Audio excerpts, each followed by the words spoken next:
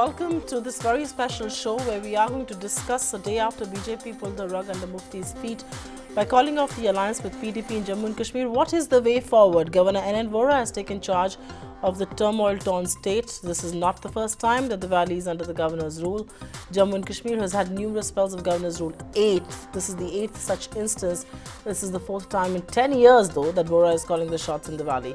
Let's take this across to a special panel that's joining us right here. And I've got Vaibhav Agarwal representing the BJP, Rohan Gupta of the Congress Party, and Wajahat Habibullah, former Chief Information Commissioner and somebody who's been an interlocutor and very involved with the happenings in the valley. Thank you very, very much, all of you, for being with us. If I may begin with you, Mr. Habibullah, a day after, and we're taking stock of the situation, 24 hours have lapsed, the mudslinging is perhaps over. If I may just keep the politics of this aside, is the governor or the president's rule perhaps 24 hours later a more welcome option for the valley? Because many people believe that the PDP-BJP alliance had lived through its course, had lived through its relevance. It had no moral authority to govern. They were too busy, posturing politically. And so this is perhaps the best outcome. Well, I am in Srinagar, in fact, today. And the step has been generally welcomed. There's a sort of heave of a sigh of relief that this has happened, because you are right, the earlier government, for the right reasons or the wrong reasons, was one that had begun to be resented.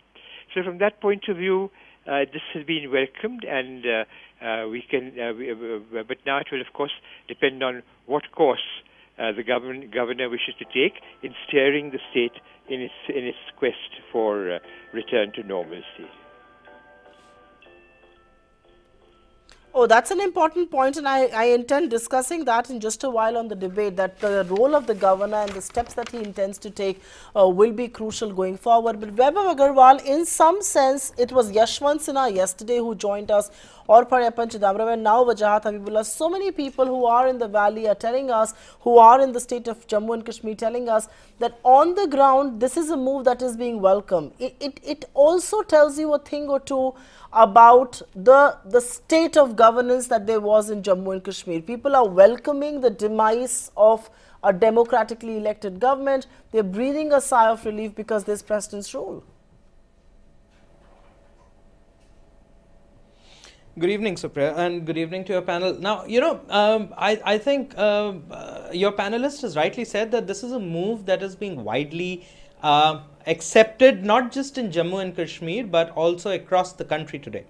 Now, let's take a look at it as to what may be the reasons why it's accepted. And I beg to disagree completely that it's not they're in agreement with the demise of the democratically elected government, but the people exactly are in agreement with the steps taken by the Bharatiya Janata Party to uphold the very Indianness of the people and the issues that we are bringing up by not succumbing to the attraction of power. We have actually resigned from a powerful position. And if we can, for the sake of the people, so that is exactly where we need to see and read. We don't need to see that this is a demise of the democratically elected government. Where is the democracy when the center government was trying to show peace and an initiative and gave an olive branch to the people to come together? When our home minister, our prime minister went and urged people, where was that section of that society which was harping on peace, which was harping on amnesty to the stone throwers, and so on and so forth? What happened? There were so many people got killed. What happened? There's so many houses got burned. What happened? There were no police actions. What happened? And so on and so forth. So absolutely, people will welcome because the center is showing a stern hand.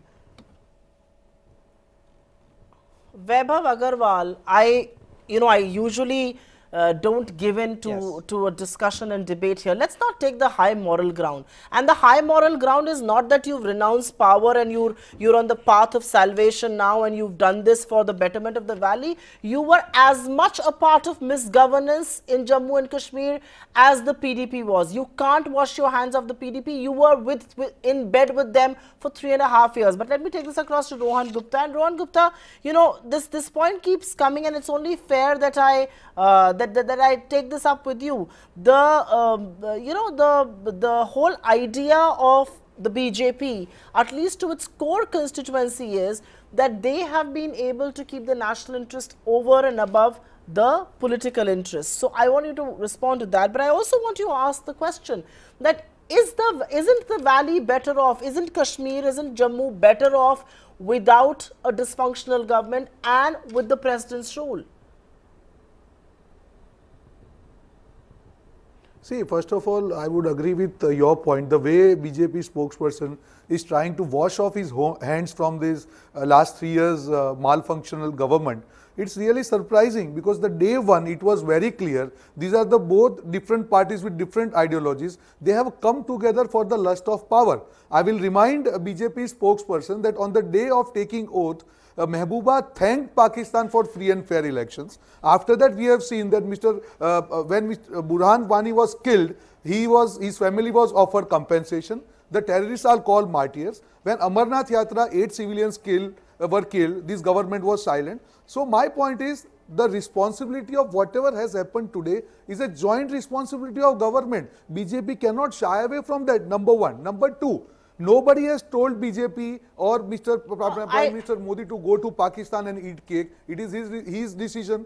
Nobody has told central government to allow ISI to come for Pathankot investigation. No, Rohan Gupta. So my point here is BJP... Rohan Gupta, please listen to me. Rohan Gupta, please listen to me.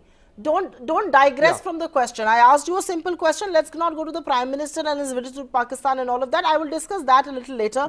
But I want to take this back to Wajahat Habibullah. And Mr. Habibullah, we had Yashwant Sinha on our channel. We had Padayappan Chidambaram on our channel, somebody who started the interlocutor process, and both of them believe it is time we go back to appointing interlocutors, appointing people who have credibility, people who will be able to talk to stakeholders across the spectrum. And it is time to speak to the separatists as well. We can't be picky and choosy about who we speak to. Do you believe that's the right approach? Is the time right and also ripe to appoint interlocutors? Well, you see, the whole process of appointing interlocutors hasn't been terribly successful. So I don't see what appointing more interlocutors is really going to do. The point is that here what is required is a return to democratic governance, wherein the people are able to participate in that whole process of governance, so that when they feel that it is their own government and they feel that they are part of that government, that is a principle of democracy which has been so triumphant all over the country. So we really need to see that starts happening in Kashmir. So that is the way forward, as far as I can see. There have been difficulties. There are all kind of, and one of your panelists was mentioning the fact that the BJP has now come to the rescue. I wouldn't go into that kind of argument that has come into the rescue, because it's already been mentioned.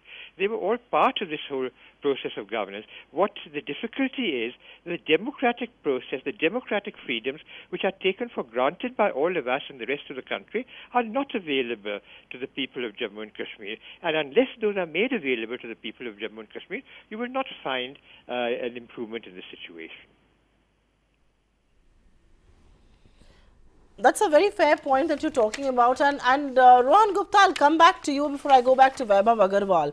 And you know, the Congress party's stance has been that muscular policy is not going to work in Jammu and Kashmir, and only dialogue will. But like Mr. Wajahat Habibullah is pointing out there, and like, you know, instances have proved, it is not as if this dialogue politics of the UPA era has been hugely successful. It's not as if Kashmir is disturbed now and wasn't when you were in power. It hasn't yielded much results. Rohan Gupta. See, basically it's not question of whether you engage into dialogue or you follow the hard policy. It's basically the way you approach the problem. We have seen in past, when there was a Congress alliance government there has been improvement in Kashmir. Nobody can deny that. The number of tourists has reached 14 lakhs in year 2014. That nobody can deny that. My point here is whether BJP wants to take hard line or a soft line, it's up to them. But it cannot be flip-flop. We have seen these 3 years of government where BJP was part of alliance. Sometimes they were hard on it, sometimes they were soft on it. There was statement by Mr. Rajnath Singh where he told that the cases against the stone pelters, 11,000 cases have been withdrawn recently. Nobody has told them to do that. My point here is when you are in government, it's up to you which kind of politics or which kind of strategy to follow. At the end of the day, the result should come out. Nobody, we cannot discuss on debate which kind of policy is going to, it's a complex issue. But yes, one thing is very clear, after 3 years, they have failed miserably because they have experimented different kind of policies at different points of time.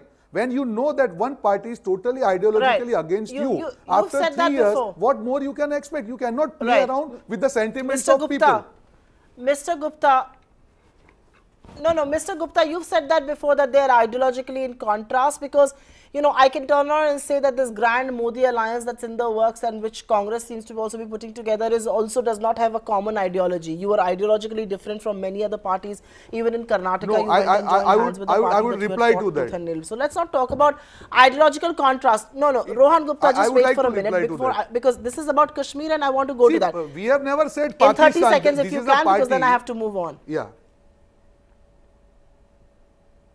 Yeah, my point is very simple that we haven't, if you see PDP, they have always preferred dialogue with Pakistan. They have thanked Pakistan. How can you work with a party which tells terrorists the martyrs? You cannot work with them. When the whole country, then BJP was praising about control, LOC's attack or what you say, surgical strike. This was the PDP, they were not praising it. They were saying that the dialogue with Pakistan should happen. So there is a basic ideological difference. You cannot work with them. What is common minimum program of BJP and PDP? You tell me. After 3 years, when Mehbooba resigned, she told that she is in interest of talking to Pakistan. Rohan Gupta, I gave you 30 seconds. So I'm sorry. Rohan Gupta, you're going back to the issue. I want to move forward. I'm talking about 24 hours later and what next for Kashmir. Please don't go back to the issue that we were discussing yesterday. But Vaibhav Agarwal, coming to you, you know, this whole macho, muscular approach that you now want to bring to the valley, do you believe this is going to accrue any benefits? Is this going to yield any results? Because we've experimented too much with Kashmir. We've experimented with dialogue. We've experimented with, you know, this muscular, macho approach. I just fear, is this going to backlash as well? Why is the BJP not looking at the dialogue route? Why are you not talking to stakeholders? Can we at all solve the problems in the Kashmir Valley without speaking to the separators? Because they are important stakeholders there. We can't live in denial, can we? Supriya ji, first of all, before I even come to what you're saying, I need to present, I need to present the right scope of things here and scope of discussion here, which clearly states that when BJP went into, quoting your words, in bed with PDP for last 3.5 years, we had a common minimum program. We arrived at a program level where we wanted to implement and push that.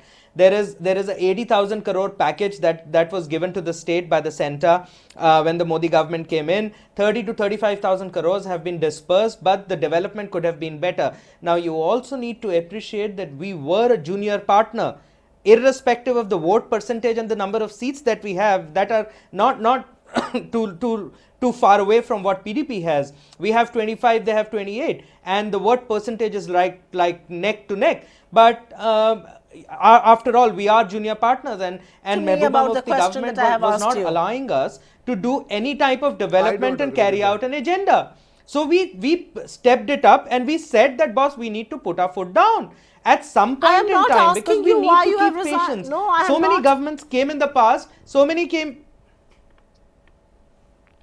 May I complete, please? I am not asking you why you quit. That has been discussed yesterday. I am asking you a very simple question. Why are you not willing to have a dialogue with every stakeholder? Can we afford to be picky and choosing who we talk to in Kashmir? Of course, we are willing to have a dialogue. Supriya ji, there have been many governments who came in and who experimented with Jammu and Kashmir, and we don't want to experiment with Jammu and Kashmir. we don't want to experiment with Jammu and Kashmir. We have a policy. We will experiment. We will experiment with the strength that we have. We will experiment with the dialogue that we have. We've already nominated an interlocutor, which is a proven experiment result. You also understand that we are not willing to take any risks with that territory at all. This is a part of India and we will stick to that. So when you talk of dialogue, we are having a dialogue internally within our territory, and we are also trying to have a dialogue across border by ensuring that if they shoot, we shoot double. That is one part. So it's not about muscular policy. It's about driving policies in the region which are result oriented. And if so be it, if we have to come out of the democratically elected government and then keep driving the policies, so be it. There is no lust of power, no unholy alliance anywhere. All right. We tried, we couldn't get it done. Now we pulled the plug on it and let's get on with it. All right. So I like the machoism. I like the machoism that the BJP is trying to portray in amidst all of this. You know what? If you could not let us function when we were in government, we will show you, even though we will sacrifice our democratic leader. I like that. It's theatrics, and I will say it on your face. It is. But Wajahat Habibullah, is it time? And there is some merit in what Vaibhav Agarwal says. Is it time that we take a break away from just dialogue and have an iron fist in Kashmir, but perhaps with a kid or a velvet glove? But my dear girl, this process has been tried so often in the past, and Vaibhavji is talking of the fact that they came up with a common minimum program. What is the common minimum program? Dialogue with all the stakeholders. That was the common minimum program. What progress was there? None. There was no progress in any item in the common minimum program. The question of using the iron fist, you've tried that before. In 1990, when Mr. Jagmohan was governor, at that stage, he was caught in this dilemma between advice regarding an iron fist. You remember that CRPF had been brought in to replace the entire local police. The policy was to use the iron fist. The policy also was to have a velvet glove. And this has been tried out in the past. Why do we want to keep trying it out? The question is that interlocutors have been appointed. Now, Vaibhavji says that interlocutors are a proven success. What success? Which success can be ascribed to any interlocutor? I've been part of the interlocution process myself. It has not been successful. The question is that now if you're wanting to move forward, you're not going to be able to now, if instead of the iron fist, use the term muscular policy. What is flexing your muscles? Where is that good to get you? And what has it resulted in? The last 3 years, since at least 2016, this effort has been to be a muscular policy. That has only led to certainly a larger number of casualties, both among civilians as well as among the security personnel. It also led to more and more people joining the militancy. The militants number less than 300 according to best estimates at present, the terrorists. And we have, and every time you decimate a few more go and join. Now people from perfectly respectable professionals are going and joining the militancy. Are you going to try and stop that, or you try to crush that and create even more? That is not the way out. The only way out is to reach out to the people. The dialogue may be a process towards an end, but the end must be, the objective must be clear. The objective must be to reach out to our fellow Indians who are the people who are resident of Jammu and Kashmir. That's really hitting the nail on its head, because I think for very long, debates after debates and issues after issues being discussed. Just one second, I'm coming to you, Vaibhav Agarwal. We seem to forget in the discourse that Kashmir and people in the valley are us. They are Indians. They are not our enemies. The enemy is across the border somewhere. Kashmir is not an enemy. You cannot have muscles speak in Kashmir, like Yashwant Sinha said, because muscles don't have brains. You can't have a muscular policy. But to the larger point that Wajahat Habibullah made, Vaibhav Agarwal, are you going to risk an eye for an eye and a life for a life? And will you not further fuel militancy in the Kashmir Valley? Isn't that a risk you run by talking up machoism? No, not at all. By talking up this muscular policy? You know, what has happened from 2016 to now? Burhan Wani was killed and Katwa happened and trigger after trigger, you broke off the alliance. What has happened? Are you not going to risk further fueling Burhan militancy? Wani was a terrorist. He had to be killed. He had to be put down. What happened to Aurangzeb? I mean, Burhan Wani had to be put down. He was a terrorist. It is a known fact. The Hurriyats are under investigation by the NIA right now. Many Hurriyat relatives and leaders were arrested for misappropriation of funds and so on and so for funding terrorism. So I'll tell you what is the crux of the entire policy, no matter who calls what. And I'm going to use your words, Supriya, here. I was watching a video that you made a couple of days back. And you know, this is the first time, and I quote, this is the first time that there is a lineup of assertive leaders and assertive policies. And I'm changing your words a little, but you were referring to women journalists and I'm referring to policies here. So the first time that we're seeing an assertion in the policy division, which is being termed as muscular. It is not aggressive. It is mere assertion of the Indian authority on our territory. So whoever doesn't want to be a part of our territory feels that, oh, we're dealing with an iron hand and this is being muscular. No, this is being assertive. Plain and simple words, it is being told to people who do not want to be with peace, saying that, you know, you can either leave or you can perish. This is not muscular. This is pure and pure assertive policy. Okay. This Supriya is going ahead with an objective of keeping our territory with us. I'd like to make a comment here. Okay. Just wait. Okay, Vaibhav Agarwal makes the distinction. He says assertion is not having a muscular policy. Rohan Gupta, you want to respond to that? Go ahead.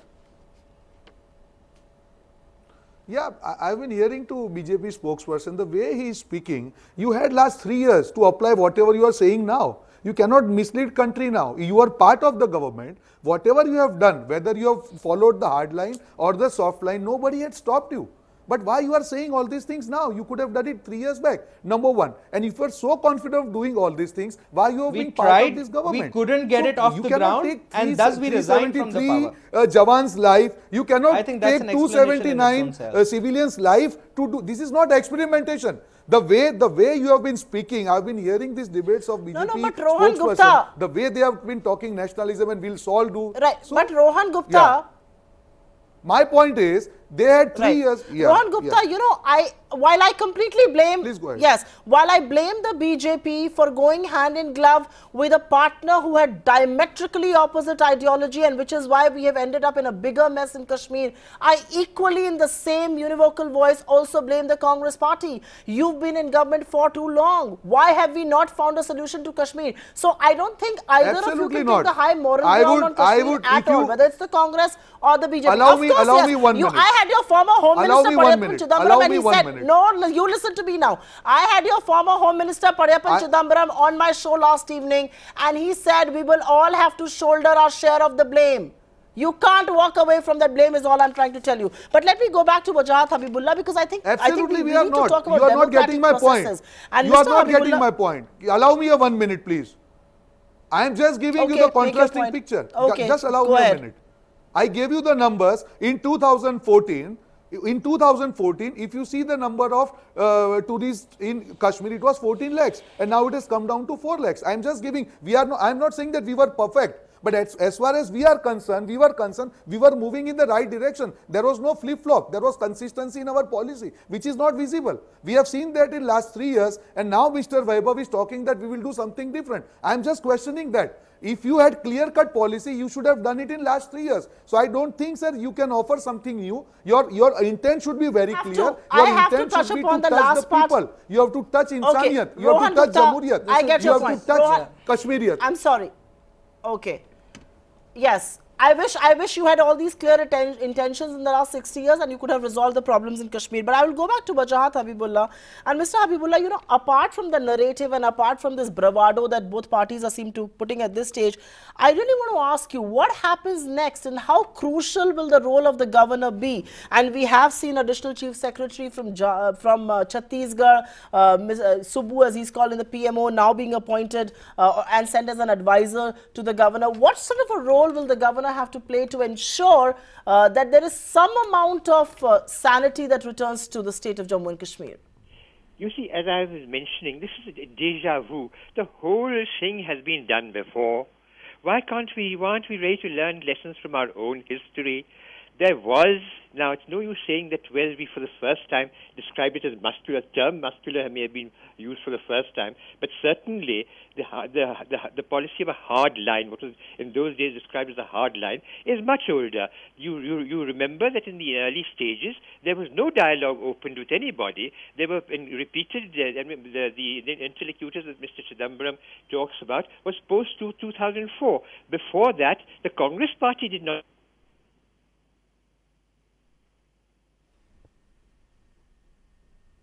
Okay. I think my line with Mr. Habibullah. Okay, I think my line with Mr. Habibullah has snapped and there's a technical glitch there. But very quickly, Vaibhav Agarwal, as a member of, you know, the BJP, I must ask you, how soon do we expect elections in Jammu and Kashmir? Yeah. Because return to democracy is what perhaps the state deserves and should see. Oh, absolutely. I think you've made a very valid point, and we all want democracy and we all want Jammu and Kashmir to stay with us, and we're trying to build a policy onto it. But to answer your question very specifically, I think that's a question that the governor of the state needs to answer. We would want elections at the earliest possible. We would want the people of Kashmir to come and become a part of the country and become inclusive in the overall development that the Modi government is doing. However, that's a question about elections the governor has to answer. I will have no answer, no date to give here.